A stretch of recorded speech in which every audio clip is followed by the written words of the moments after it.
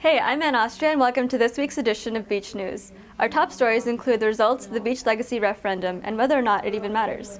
We'll also look into a parking mix-up that saw police give over 140 tickets. And why were so many students at the USU on Thursday night? We'll look into that and the men's basketball team's postseason play. But first, the referendum for a $95 athletic fee was defeated last week. Tiffany Ryder has more. The results have been certified. The referendum failed to pass. 3,898 students voted against the referendum, while 2,606 voted for it. The total number of voters represented about 18% of the student voting population. These results are from online voting and do not include the provisional paper ballots cast. The results were announced in the Stuart L. Farber Senate Chambers at the University Student Union. One of the controversies relating to this referendum was the lack of set regulations. This allowed the athletics department to set up their own unofficial polling area. It featured 10 computers, free food, and student and athletics department employees sitting next to students as they voted. Next to many of the computers were flyers advertising a voting night party that had "Vote Yes on BLR" printed on them. Jean Cavanis, Assistant Dean of Students, told the Daily 49er that student referendums aren't subject to Associated Students' voting regulations. According to the ASI 2009 Election Handbook of Regulations, candidates aren't allowed to campaign close to students who are voting or about to vote. On regulating the athletics department's voting event, Robinson said, quote, "The only reason for us to take exception is if people are being coerced into voting," end quote. This is Tiffany Ryder for the Daily 49er. Despite being democratically defeated, the fee can still be implemented. The Student Fee Advisory Committee now has to make a recommendation to the president on whether to go ahead with the fee increase. Long Beach State President Alexander can then ask the CSU Chancellor to impose the fee through an executive order. Does this banner look impartial to you? It's what students saw as they voted. The Student Fee Advisory Committee was responsible for putting out the banner. When asked if it was impartial, ASI Vice President Chris Chavez, who sits on the committee, didn't answer the question directly. Do you feel that this banner is impartial? It depends on the type of what we're trying to convey. As far as the biased nature of the banner, if the allegedly biased nature, I've been thinking about that. Chris Chavez is currently running for ASI president. Over 140 students received parking citations on March 8th. This happened in Lot 6 when someone moved a barrier to the parking lot. The lot is normally open on Sundays after 6 p.m. but was closed for the powwow events. The citations were $40 and people have 21 days to contest them. These guys may not be athletes, but they still competed well in a national contest. The Construction, Engineering, Management, Design, and Build team placed third in a national contractors competition. The team competed in developing plans for a proposed Colorado History Center. Athletic fees may not rise, but the cost of on-campus housing definitely will. For current students, fees will increase to $7,600.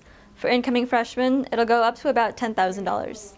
University officials say the rise is partly due to renovation costs of the Brooks College campus. The sale of a Boeing plant to Long Beach Studios has been delayed. This happened when the studios missed a deadline in filing paperwork. However, the chairman said they still plan to finalize the deal this month. The proposal is to build a production studio on the site. This will create internship opportunities and the use of 2 sound stages for Long Beach State students. Good news for those sick of fussing over Beachboard. The university is introducing Beachboard 2.0 next spring. It'll be operated by software from Angel Learning Incorporated, replacing Blackboard Academic Suite. The new system will feature blogging, podcasting, and access by internet phone. Some 100-level and psychology courses will serve as pilots for the program.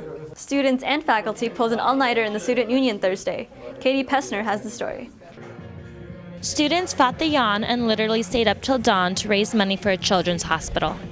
Up Till Dawn is a philanthropic organization that raises money for St. Jude's Children's Research Hospital. We do it for such a great cause, St. Jude Children's Research Hospital in Memphis, Tennessee, and we've done a couple of side events just to try and create as much awareness as possible about the hospital. The money raised goes towards finding a cure for cancer, paying for treatments, and operating the hospital. The Long Beach State chapter was awarded Committee of the Year in 2008 by the university.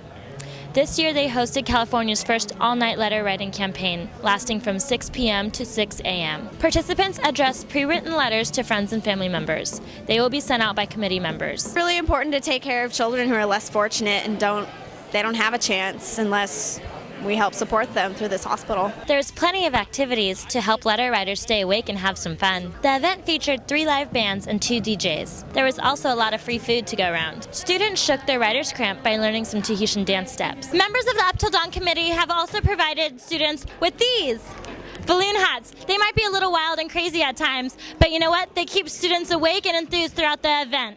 It's been a lot of fun. There's been so many bands, and I got yogurt earlier. I bought a headband.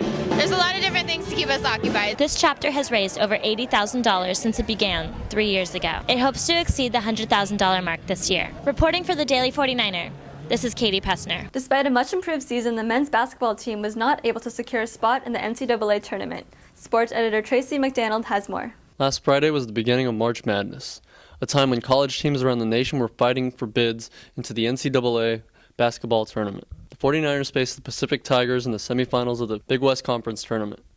Long Beach State was aggressive on the defensive end, utilizing a trapping defense in the first half for a couple of baskets. Pacific eventually gained control in a sloppy first half, knocking down 5 three-pointers en route to a 29-26 halftime lead. The 49ers didn't look much better in the second half, going nearly 10 minutes without a field goal. Facing a 52-59 deficit with 1:15 remaining, the Niners went to a full-court press and forced 3 turnovers in just 1 minute. This included a steal by Maurice Clady, followed by a layup courtesy of T.J. Robinson.